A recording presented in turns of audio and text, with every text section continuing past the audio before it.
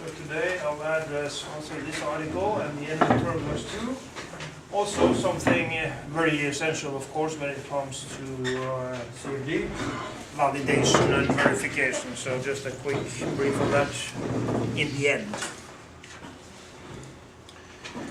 The topic we were talking about was DNS, direct numerical simulation, and then it's simplest possible geometry, flow between two parallel plates, given a constant driving force, and then you will get, hopefully, a fully developed turbulent flow looking like this. This was one plate parallel to one of the walls. So the stream-wise direction here is the horizontal. And then we have to use periodic boundary conditions, inlet, outlet, and also sideways.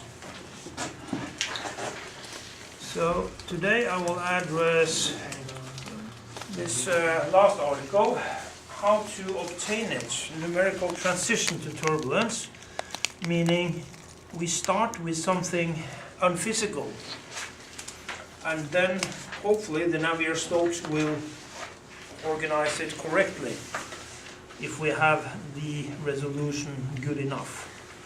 So I just want to show you some of the highlights from this article.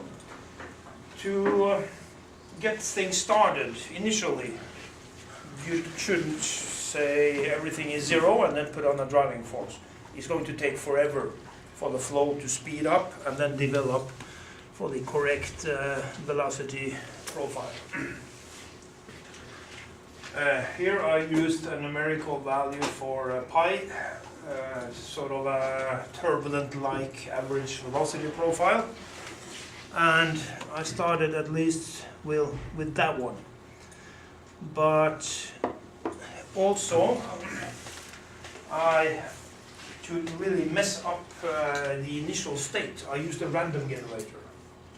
And the random generator then superimposed random numbers, random velocities in all directions. I think I used 50% of this average velocity just to really make a lot of noise. Because if you don't do it, you risk everything is filtered out. And the turbulence dies and you get the laminar solution. It's a little bit unstable, but remember here the Reynolds number was 3000. It's just turbulent. So I really had to help him to kick off the simulation. Now the initial state, if you look at one line from a wall to wall, will then look something like this when you look at the fluctuating velocity alone. If you take an average over an entire line, here in the x direction, it definitely get filters out. And if you average over the entire planes, remember, it's a very simple problem here, just flow between two parallel plates. So for each set location, you have an entire plane to create one single average value. And you see, you just get a constant value. So this is the initial field, totally crazy. The final state will then look more something like this. So on average, yes, you have the highest walls close to the wall, turbulent intensity is highest there, and then nice and smooth solution, averaged over many time steps in the end. So this is what it should look like. This is what I begin with. So the problem here now is, actually the latest figure is the best one here.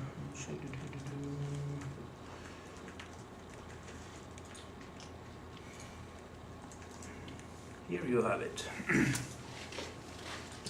You start with random numbers.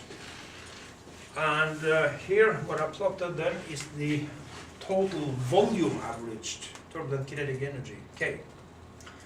And at time equals 0, he was sky high, very high, and physically high, of course, just to make a lot of noise. Then the first time step, the continuity equation alone will filter out most of the noise. So the first time steps, he really dropped very fast indeed. And here I was getting afraid. If he goes to 0, laminar solution. But eventually he started to build up. And then he built up too much. And that's another problem. Then he could explode. He gets too violently. So what you can do here is to switch on a subgrid scale model, simulating large eddy simulation, just to calm him down. But then finally, after a long time, he sort of leveled off into a steady state. So I use this one as an indicator, just what is the state of my simulation. And to obtain the steady state situation, it costs many CPU hours on a supercomputer just to get here. And then finally you can start taking statistics. Then you have a steady state situation. Remember, the flow is of course transient. So it was not easy to get there. Today they have tried at least some input fields that should help you getting here quicker. But it takes a long time and a long space, you might say, to get a fully developed, well-organized, correctly turbulent flow field. It's not that easy to find. So this article discusses this process a little bit, also how it happened. Rather strange actually. The turbulence triggers differently at the different walls. So here is the velocity profile, more or less initially, and the averaged Reynolds shear stress. Now we know for a fact in this problem that the total shear, you calculate the shear stress from the mean plus this one, should be a straight line from -1 to +1 across the entire domain. So here clearly not developed at all. Also the intensity is way too low. And then as the flow develops, he sort of triggered off at one side first, and then the other side after in longer time. Just random behavior, and how he does it, I don't know. Just coincidences, you might say. So here, clearly the left side has gotten the turbulent activity really up and running. On the right side, it's a little bit too slow. But then finally, I haven't plotted the last one here. But here you can see we are starting to get a more correct turbulent velocity profile. The shoulder is sharper, and also the Reynolds stress is getting close to a straight line in the center region. And the last one here will be covered by the slope from the mean velocity profile. You see it better in the other article. So this is something you should be aware of when you are planning on doing a LAS DNS. You don't get a solution like that. It has to develop naturally. And when you finally have reached something you believe to be a steady state, fully developed situation, then you start taking statistics. And there's no point in taking every time step into account, because the change from one time step to the next is this much. So they are totally correlated. So you take one sample, one example of the solution of the Navier-Stokes, and then you take 1,000 time steps, and then you have a totally different solution. And then you can add these two together. They will be more uncorrelated. But you need a lot of them. And depending on the quantities you are interested in, second, third, or fourth order moments, you are going to need a lot of samples to get them correct. The anode will sort of go sky high for the fourth order quantities. They are very sensible. You need a lot of averaging to get those correct. The mean velocity profile, that's just the first order. He will get quite fast. You don't need that many samples to get him roughly correct. But the second order and third order moments, they are very tough to get correct. Here you have sort of the fact that if you look into the overall shear stress, you should get a straight line, and that's sort of unquestionable. So that is the monitor you could use just to check if you have a correct solution, if you have a fully developed flow. So you take the average velocity, the mean velocity profile, together with the Reynolds shear stress, and the sum should be a straight line. If not, simulate further. Of course, if you have a complex geometry, you don't have an analytical monitor or test or solution, then you're in trouble. You have to investigate, simulate and simulate and simulate and see, okay, if the results seems to change, okay, then you have to simulate further. So it can be expensive to get them.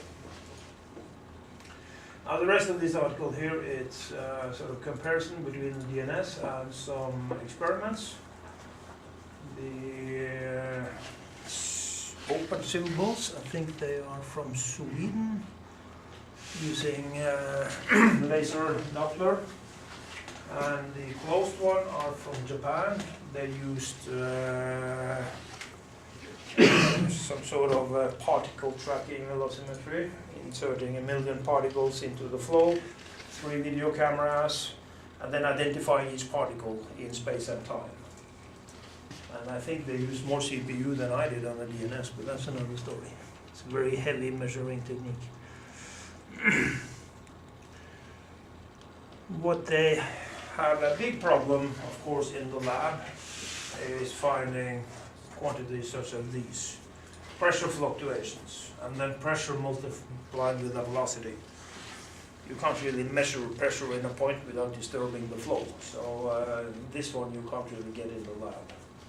So these, of course, from a DNS, you know everything. Then you can create whatever you want. Here, triple correlations. Very hard to measure correctly, but they did a decent job. So here, of course, the straight line, that's my simulation. That's the correct value. The measurements, they are, somebody has fired a shotgun or something. At least that's my opinion. But I know they have done a fairly decent job, especially close to the wall. Here with particle injections, particle bouncing into the wall, it's very tricky. So that they have done a fairly good job. Here, a little bit messy, but the value here are quite small as well, and they're not so strong.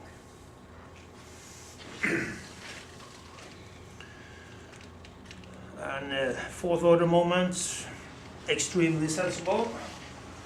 So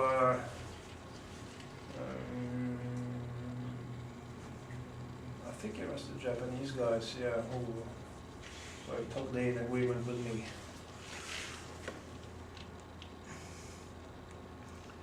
The skewness factor, that is the third order scaled with the second order. And then close to the wall you have sort of a divided by zero expression, more or less. It'll be very sensible. So the Swedes at least got some negative values before it went positive. The Japanese guys with the PIV, they went a little bit too high there. And again, fourth order, also extremely sensible, close to the wall.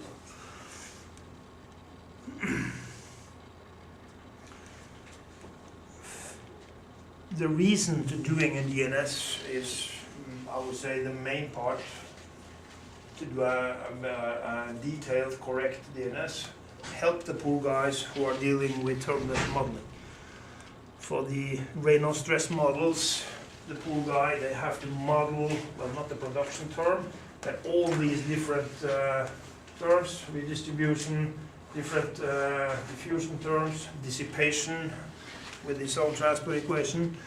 So all these models that they have to invent, I can calculate exactly, well, from the DNS database, I can calculate all these quantities and easily plot them up. And also here you have another test, how well is your simulation. If you have done this one correctly, you can add all the terms in the sort of an energy budget, more or less, and get 0 on the other side. If you don't get 0, you've done something wrong. So there you can actually see how well have you solved the Newton's second law of motion in detail, everywhere. So here plotted some different quantities. Again, the scale here as plus units, and you see a lot of activity happens very, very close to the wall. This is what we call a viscous sublayer, where you have the laminar velocity profile on average, but that's where all the action actually takes place. So it's essential to resolve the boundaries quite well. Plot of the dissipation close to the wall, and this was quite fun. In the K epsilon model and also in full Reynolds stress models, you need one transport equation for one single epsilon. What you actually have is one epsilon for each of the different Reynolds stresses. But typically what you do, you join them into one single transport equation. You don't split them up. But with my DNS, I could do whatever I wanted. So here I sort of created the correct behavior of epsilon, the average epsilon, you might say. From earlier days, the turbulence modelers, they were convinced that the epsilon had a value of 0.1 close to the wall, and then went up to 0.2 and then leveled off. And a lot of the turbulence models you use today, if you plot the epsilon will actually have that behavior. So they have pushed it through in their models, and even still gets reasonably good results for the overall quantities, but it's still wrong. Epsilon has actually the maximum value on the wall and then drops.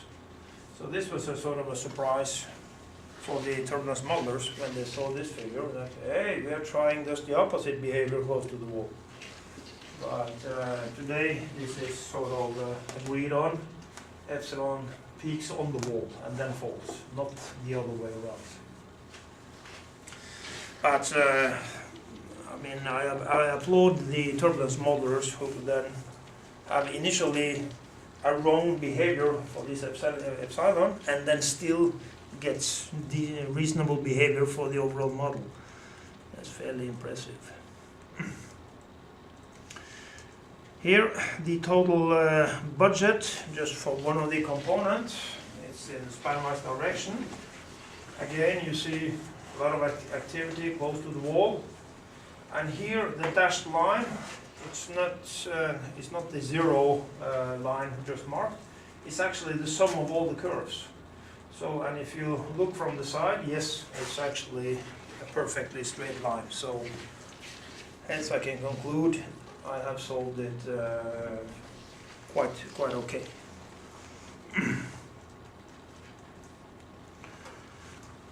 And then, of course, you can play around with other quantities, 2-point correlations we discussed, how these looks. And this one also measured in the lab. Very hard in the lab to measure exactly the same quantity at two different locations. So typically what they do, they measure in one location and then let the flow go a little bit in time. So a time will then represent actually a distance. So that's possible to get the same value there.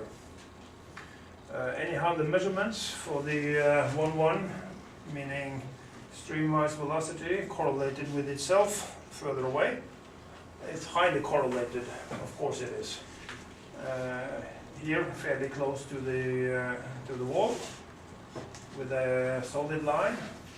More in the center of the channel, no, there it's not so correlated. It's close to the wall, you had these long, streaky structures. High degree of correlation. When you go the other direction, we still look at the streamwise velocity, but now how is he correlated to the neighbor next to him, side by side? And then he goes negative, meaning plus units of 50, you will have one velocity there, and then on average going negative the other side. So that's this streaky structure, going some positive, some negative. Can be shown here.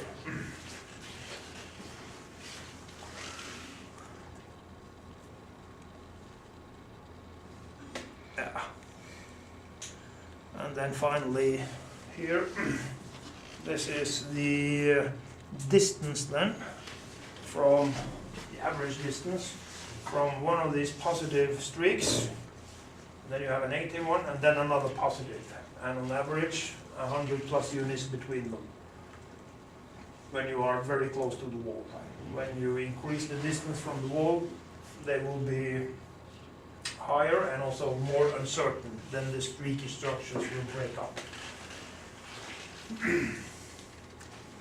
And this is something also you have to be aware of when you plan to do DNS. The average distance here, because you have to use then a domain big enough so you have room for many of these next to each other, side by side. Because remember, you have periodic boundary conditions in the spanwise direction. So if you have a too narrow domain, you can't represent the physics correctly. So you need, say, 1,000 plus units in the spanwise direction. And in the streamwise direction, boom, 4,000 plus units, something like that, to have space enough for these long, streaky structures.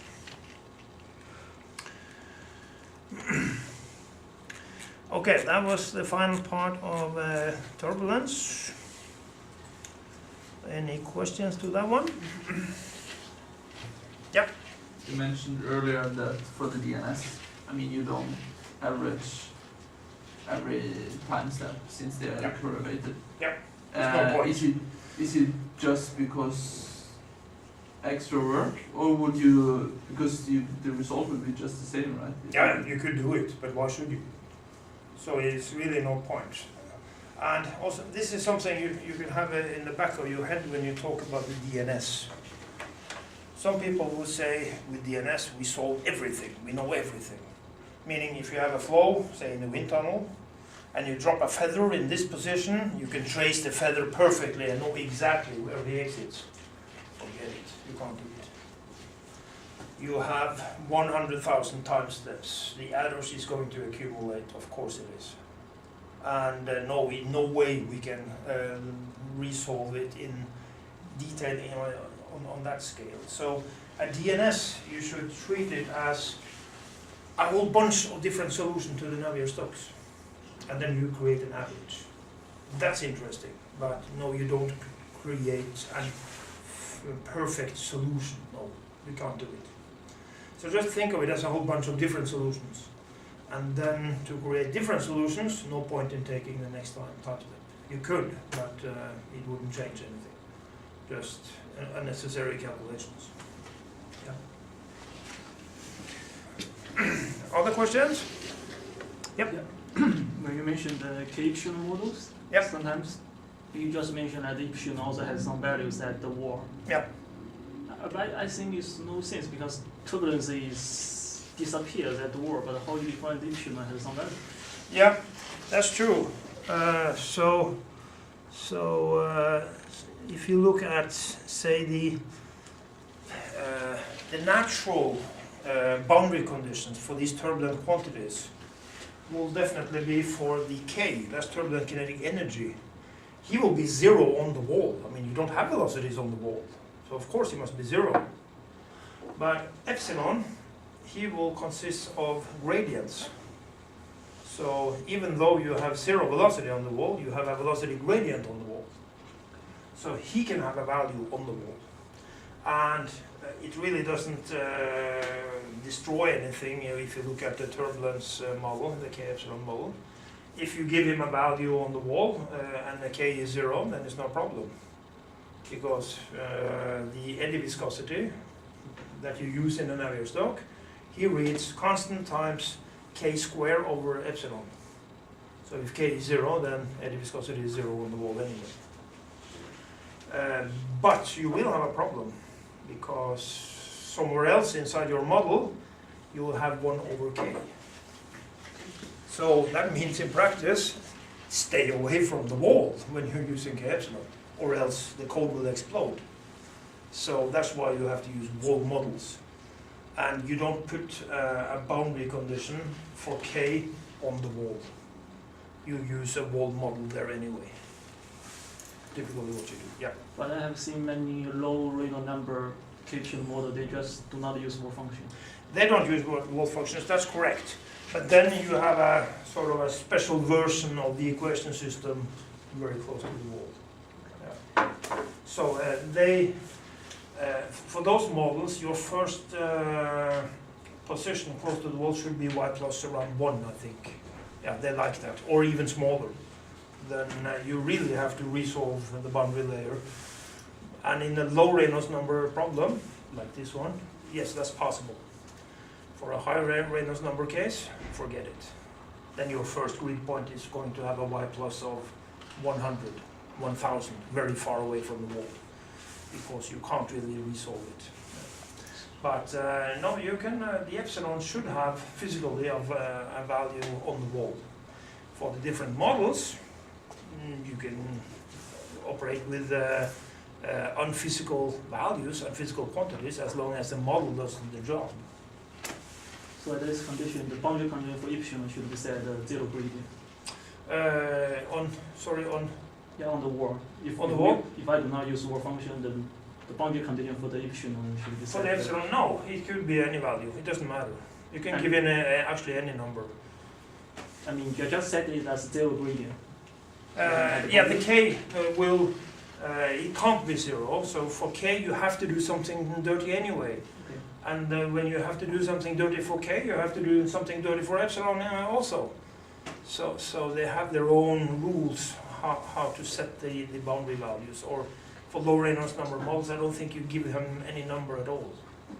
But if you were to give him a number, if you should have used a physical number, you use plus 2.2.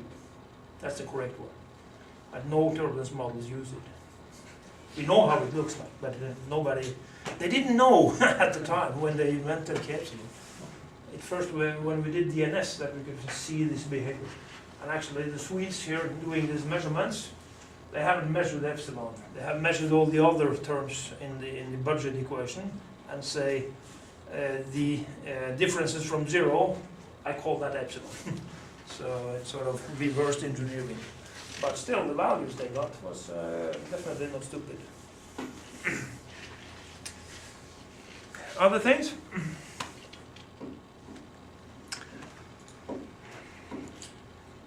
Then the final teaching, verification and validation.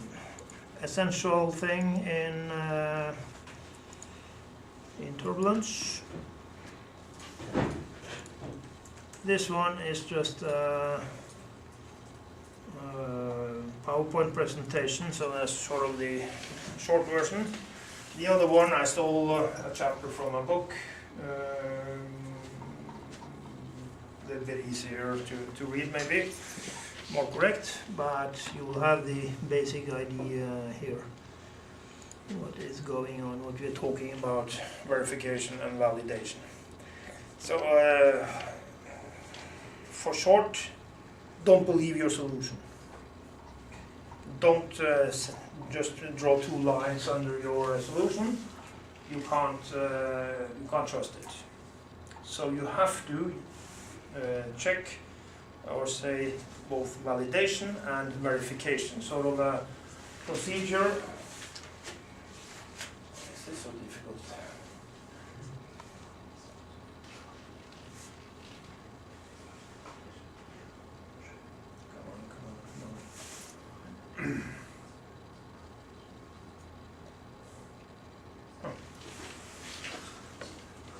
we didn't want to do that. Okay, then forget it.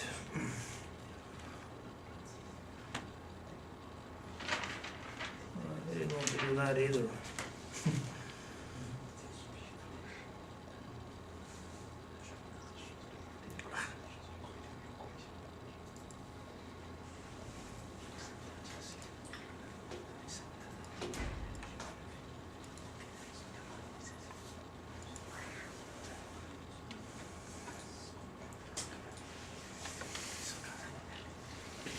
Here we go.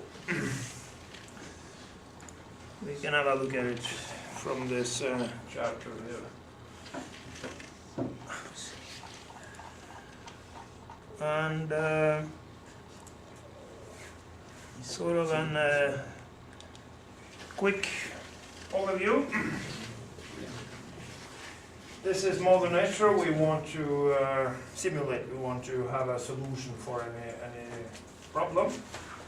Then we have to make a choice. What physical model should we use? What turbulence model, multi-phase flow, particle inside the flow. We need different models to describe the real thing.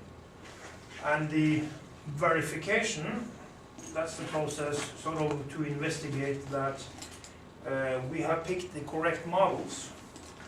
So the numerical representation of this physical model is a good one.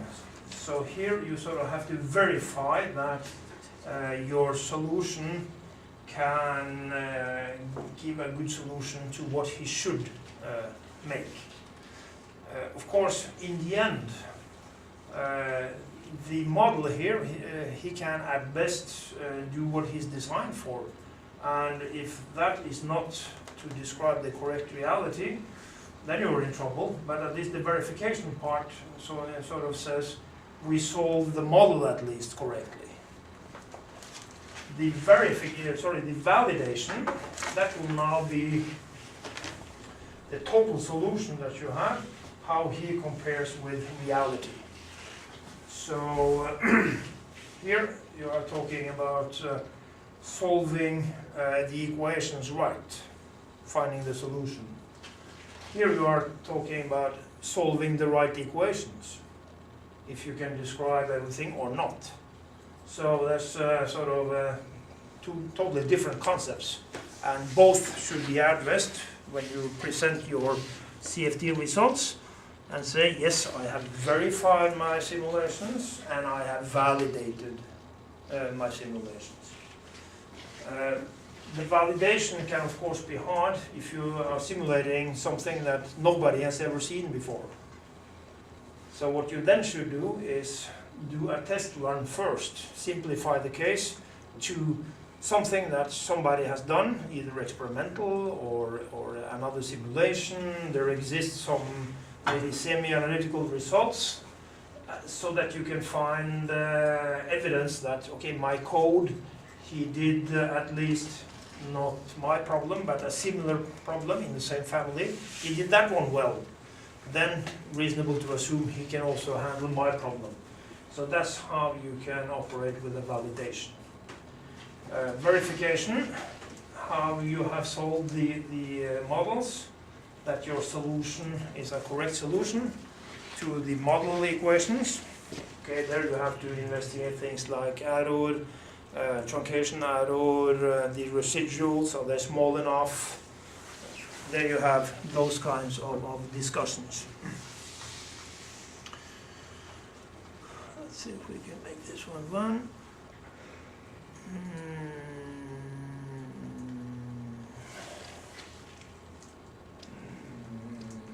No. Yes. More or less. So I'll just quickly go through it. This is something that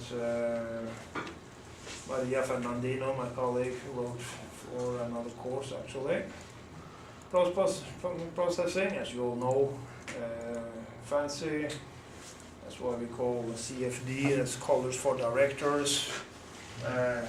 Easy to make fancy plots. You go to the boss and say, I need money for this fancy project. Oh yes, it looks very impressive. And it can be just rubbish, easily. they can easily be a lot of arrows in any answer. So how can I trust the solution? Arrows, uncertainties, influencing the accuracy. You can have a lot of arrows here, of course. So quite hard to obtain a trustworthy solution. You need a lot of arguments. So verification and validation are sort of the arguments that we want to use. So verification, we also have links here to an article, I think, AIAA, where they sort of define these concepts. Solving the equations right. Checking residuals, consistency checks, mass conservation. You can take a control volume analysis, draw a volume anywhere inside the domain, verify continuity, verify that Newton's second law of motion is solved for this domain you have invented. Of course it should be, and so on. And now solving the right equation. So here you need something to simulate with, something to compare with, some solution that already has been validated by, say, the community, find some articles, journals of laboratories or whatever. So of course it would be nice for all quantities to have the uncertainty range. Can be hard to find. Here you have some sources finding reference solutions, you might say, that you can compare with. And of course a whole bunch of different journals exist. So finding things on the net is fairly easy nowadays. Yeah. Some tips here about the mesh. Yeah. You can have a look for yourself. But think these thoughts before you say, aha, I have a solution. Not necessarily. A little bit more detailed description in this chapter, so you can have a look at it if you like.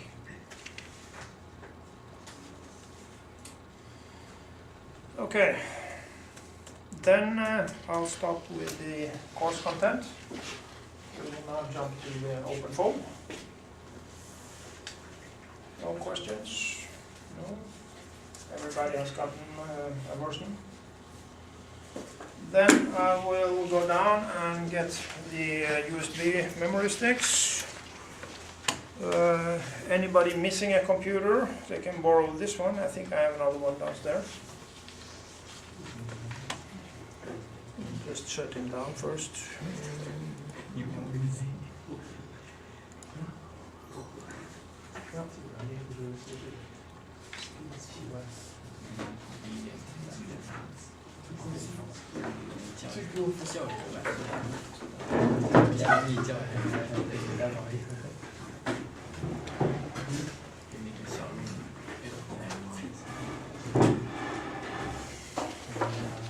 Yeah, so we take a short break and then we start with open forum.